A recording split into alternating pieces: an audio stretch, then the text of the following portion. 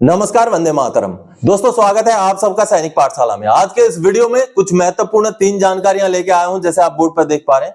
इससे पहले की जानकारियों की ओर आगे बढ़े दोस्तों, आप सबको पता चल चुका होगा कि दिल्ली में एक बहुत बड़ी घटना हुई है, जिस घटना में अब तक की जो रिपोर्ट है 9 लोगों की मृत्यु होने की पुष्टि हो चुकी है। तो ऐसे में उन सभी मृतकों की आत्मा की सद्गति के लिए, शांति के लिए हम ईश्वर से प्रार्थना करते हैं। इसके साथ ही साथ दोस्तों, जो हालात है ऐसे में हम सभी को भी चौकन्ना रहना है, क्योंकि ऐसे परिस्थिति में केवल सुरक्षा एजेंसियां या सरकार का ही काम नहीं है।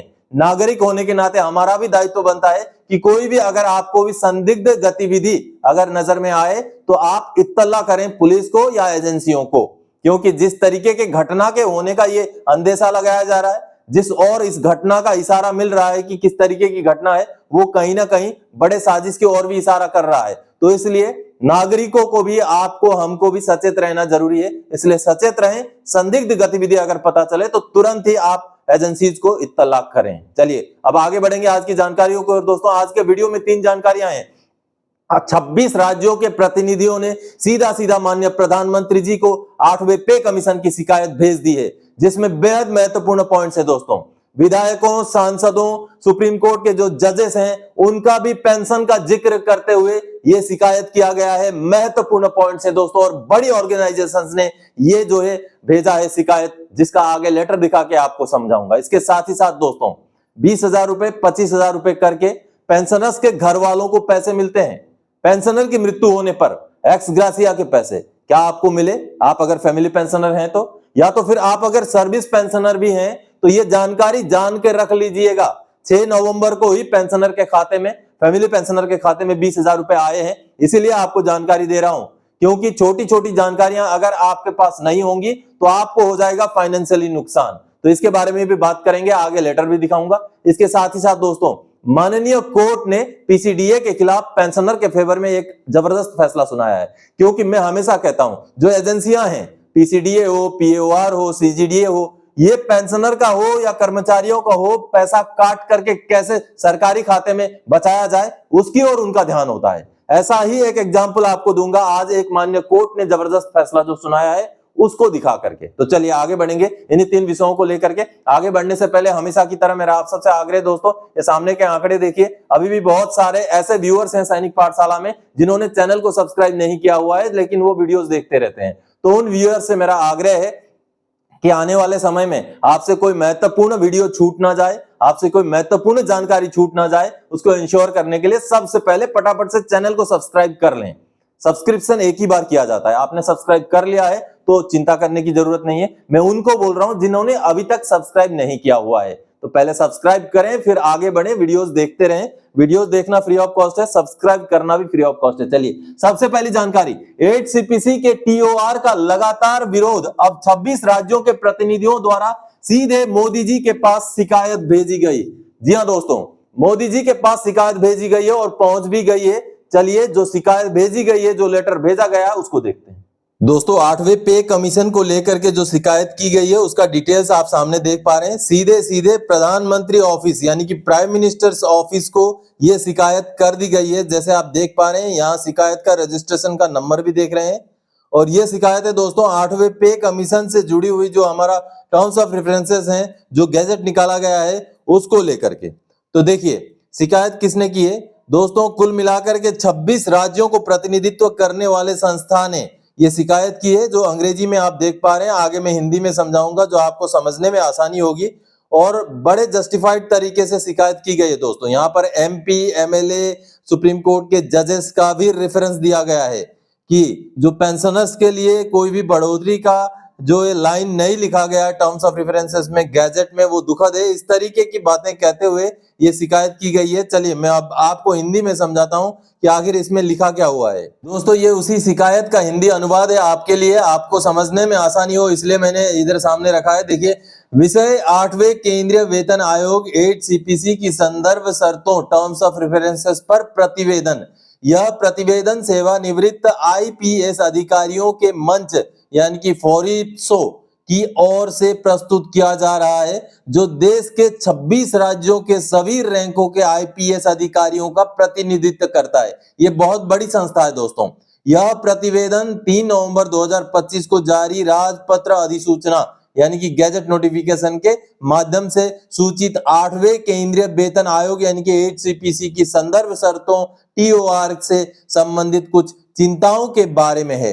देखिए, हमारी चिंता TOR के पैरा नंबर ई का 2 में प्रस्तुत वाक्यांश यानी कि जो सेंटेंस है, unfunded cost of non contributory pension scheme के उपयोग को लेकर के है, जिसमें न तो पेंशनरों का उल्लेख किया गया है और न ही उनके अधिकारों व हितों को आयोग के दायरे में मान्यता दी गई है। हमारा मानना है कि यह शब्दावली अनुचित है, क्योंकि यह संवैधानिक और न्यायिक रूप से संरक्षित पेंशन अधिकारों को केवल वित्तीय बोझ के रूप में प्रस्तुत करती है और पूर्ववर्ती सभी वेतन आयोगों में अपनाई गई मानवीय और कल्याणकारी दृष्टिकोण से भटकती है।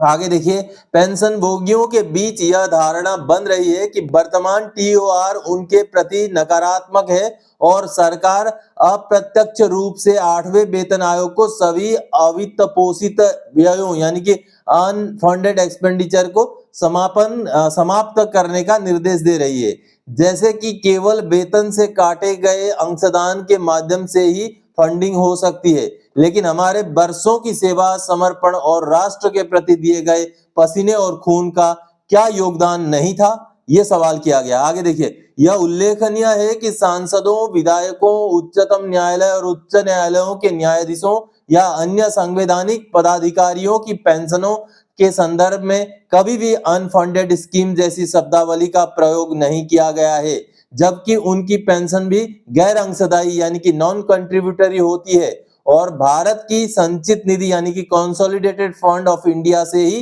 दी जाती है।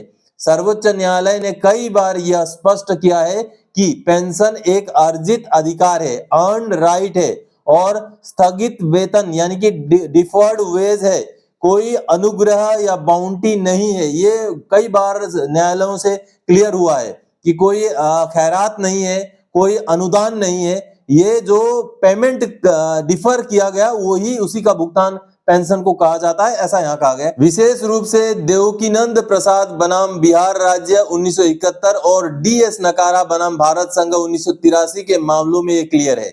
अतः पुरानी पेंशन योजना यानी कि ओल्ड पेंशन स्कीम को अनफंडेड कॉस्ट कहना इन स्थापित न्यायिक सिद्धांतों के विपरीत है। अतः हम अनुरोध करते हैं कि unfunded cost of non contributory pension scheme वाक्यांश को हटाया जाए और यह सुनिश्चित किया जाए कि केंद्र सरकार स्वायत्त निकायों तथा आयोग के अंतर्गत आने वाली अन्य संस्थाओं के मौजूदा पेंशन भोगियों और पारिवारिक पेंशन भोगियों को स्पष्ट रूप से TOR में शामिल किया जाए। पैरा E2 का संशोधन निम्न प्रकार से हो सकता है, यानी कि संशोधन कैसे करना वो भी बता दिया गया। देखिए, भारत सरकार राज्य सरकारों की वित्तीय स्थिति पर संभावित प्रभाव तथा केंद्रीय सरकार स्वायत्त निकायों और आयोग के अंतर्गत आने वाली अन्य संस्थाओं के मौजूदा पेंशन भोगियों और पारिवारिक पेंशन भोगियों से संबंधित पेंशन देयताओं पर प्रभाव, ये लाइन किया जाना चाहिए, ऐसा यहाँ पर रिकमेंडेशन भी किया गया है। इस प्रकार का संशोधन सभी मौजूदा पेंशन भोगियों को 8वें केंद्रीय वेतन आयोग के कार्य क्षेत्र में वैधानिक रूप से शामिल करेगा, जिससे संवैधानिक न्याय, न्यायिक स्पष्टता और शासन की मानवीय परंपराओं की पुनः पुष्टि होगी।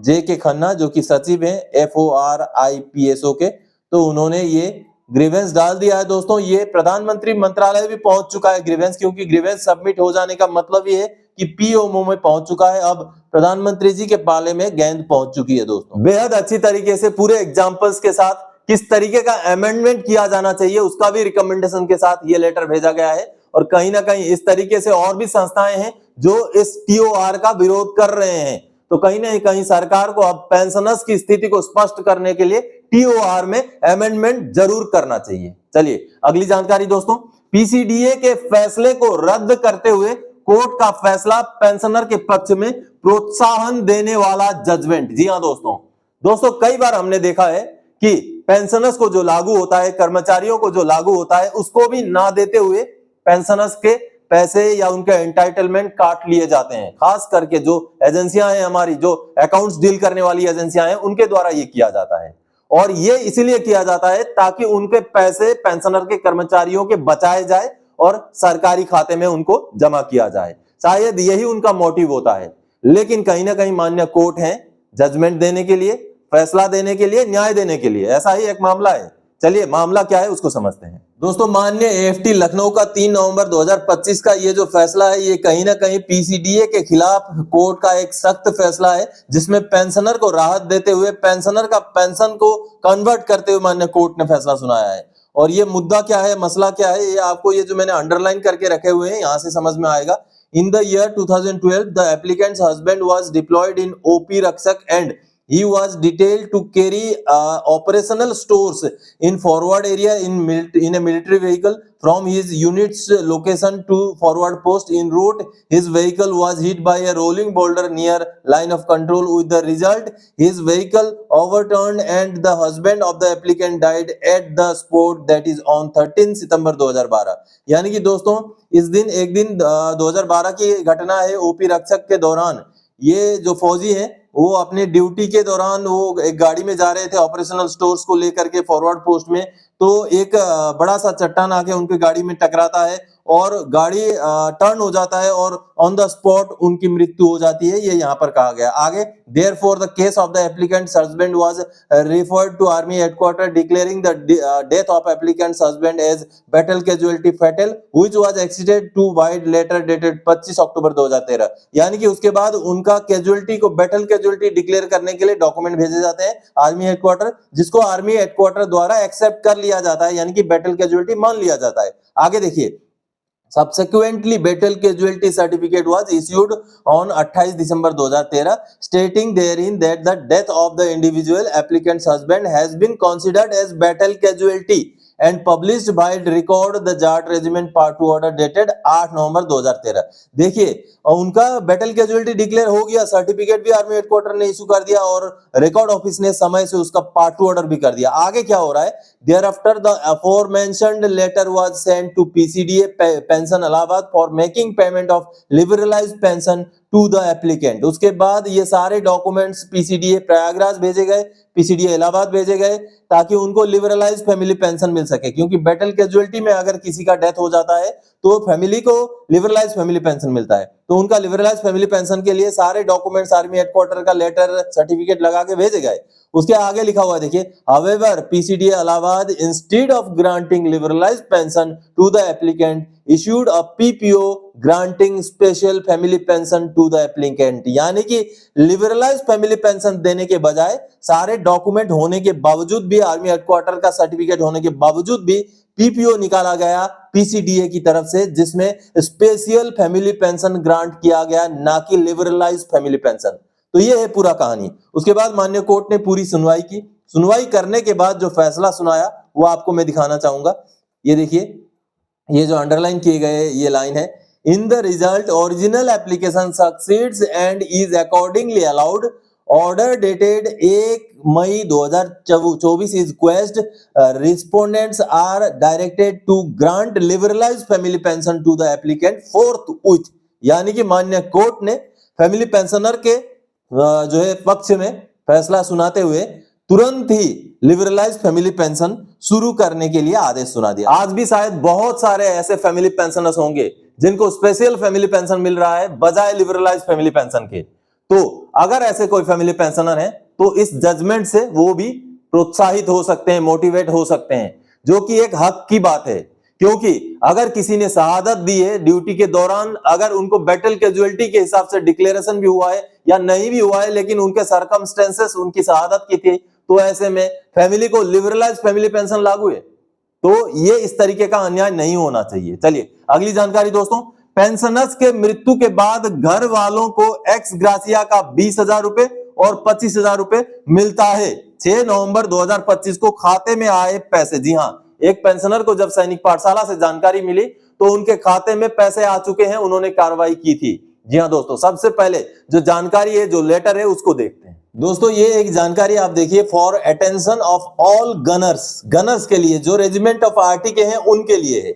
All artillery ESM to kindly circulate in their respective groups for the benefit of others. देखिए, on death of ex artillery personnel the death certificate should be forwarded to ये देखिए यहाँ पर एड्रेस भी दिया हुआ है। अगर रेजिमेंट ऑफ आरटी के किसी एक्स सर्विसमैन का या किसी सर्विसमैन का भी अगर डेथ हो जाता है, उनको रेजिमेंट ऑफ आरटी एसोसिएशन से भी एक्स ग्रासिया का पैसा मिलता है, जिसके लिए आपको डेथ सर्टिफिकेट भेजना होता है। किसको? The regiment of artillery association, Nashik road camp 422102। देखिए, this is for the purpose of claiming x gratia grant for ₹20,000 for JCOs and 25,000 for officers. यानी कि एक्स ग्रासिया का पैसा जो जवान या जेसीओ की मृत्यु होने पर उनके घर वालों को आज के डेट में 20,000 रुपए मिलता है और अधिकारियों को 25,000 रुपए मिलता है आज के डेट में। ये अमाउंट पहले कम हुआ करता था, ये रिवाइज होते होते आज के डेट में अभी ये अमाउंट है। तो ये अभी भी बहुत सारे पेंशनर्स हैं जिनकी मृत्यु हो जाने के बाद फैमिली पेंशनर्स को ना मिला हो, अगर रेजिमेंट ऑफ आरटी के हैं तो उनको ये कार्रवाई कर लेना चाहिए। ये जो जानकारी है ये रेजिमेंट ऑफ आरटी के जो भी रिटायरी है, जो भी एक्स सर्विसमैन है, उनके लिए है, बाकी कोर के लिए नहीं। हो सकता है बाकी कोरों में भी इस तरीके से एक्स ग्रासिया का प्रावधान हो, अगर उसका जानकारी कभी मेरे पास आएगा तो वो भी आपको दूंगा। लेकिन अभी फिलहाल ये जो जानकारी है, ये जो एक्स ग्रासिया का 20 और 25,000 रुपए करके मिलता है, ये आर्टिलरी में जो कर्मरत थे, आर्टिलरी से जो रिटायर हुए हैं, उनके लिए लागू है दोस्तों। अब पेंशनर के खाते में जो ये 6 नवंबर को पैसे आए हैं, उनके बच्चे द्वारा जो वीडियो मैसेज संदेश भेजा गया उसको सुन लीजिए। गुड इवनिंग सैनिक पाठशाला और सभी भाइयों को राम राम। और फिर से मैं सर का एक बार दोबारा से शुक्रिया अदा करना चाहता हूँ। दोबारा से इसलिए कि पहले भी मेरे सर से कनेक्ट हुए थे और उस समय भी सर ने मेरी काफ़ी मदद करी थी और सर इतना अच्छा गाइड करते हैं। और उस समय भी मेरा जो अमाउंट्स OROP MSP के जितने भी बैंक मतलब बकाया राशि थे वो हमें मिला नहीं था। और सर से मैं कनेक्ट हुआ और सर के मार्गदर्शन के कारण ही उस समय भी मेरी मम्मी के अकाउंट्स में 2 लाख के करीब में पैसे आए थे। और सर से मैं हमेशा कनेक्ट रहता हूँ और रोज़ाना मैं इनकी वीडियो देखता रहता हूँ। तो उस समय भी हमें एक्स ग्रासिया के अमाउंट के बारे में कुछ भी पता नहीं था। सर की वीडियो देख के ही एक्स ग्रासिया के बारे में हमें पता लगा। फिर मैं सर से दोबारा कनेक्ट हुआ और सर से फिर से मैंने मदद मांगी। सर ने जैसे जैसे मार्गदर्शन किया, फिर से मैंने एक्स ग्रासिया के अमाउंट के लिए ईमेल किया और देन वो 6 तारीख को मेरी मम्मी के अमाउंट खाते में क्रेडिट हो गए। और उसके लिए मैं सर का दोबारा से शुक्रिया अदा करना चाहता हूँ और लोगों को भी यही बोलना चाहता हूँ कि जितना हो सके आप सर के चैनल से जुड़िए और लोगों को भी प्रोत्साहित करिए कि सर के चैनल से जुड़े। और इससे क्या होता है ना कि एक तो आपको जानकारी मिलती है और काफ़ी लोगों की मदद भी होती है, और ख़ास करके उन लोगों की जो सैनिक पाठशाला से जुड़े रहते हैं, जो कि फ्री ऑफ कॉस्ट होता है। और सर काफ़ी अच्छा लोगों की मदद करते हैं और सर को मैं फिर से एक बार दिल से शुक्रिया अदा करना चाहता हूँ। और ऐसे ही आप लोगों की मदद करते रहें और सर ने जैसे मेरी हेल्प करी वैसे सभी की हेल्प करते रहें। धन्यवाद सर। तो आप सबने देखा दोस्तों, जानकार बने, सैनिक पाठशाला के साथ जुड़े रहें। और आप अगर अपनी पेंशन से जुड़ी हुई समस्या मेरे साथ डिस्कस करना चाहते हैं, मेरे साथ विचार विमर्श करना चाहते हैं, तो आप चैनल को ज्वाइन कीजिए, मेरा व्हाट्सएप नंबर मिलेगा, फिर आगे आप मुझसे अपनी समस्याओं को डिस्कस कर सकते हैं। तो ये जो जानकारी थी ये रेजिमेंट ऑफ आरटी के जो रिटायरी हैं उनसे जुड़ी हुई जानकारी थी दोस्तों। तो दोस्तों आज के इस वीडियो में इन्हीं जानकारियों के साथ आया था। आगे और कोई जानकारी दायक आपसे सरोकार रखने वाला विषय लेके मैं फिर से हाजिर हो जाऊंगा। तब तक के लिए जय हिंद दोस्तों।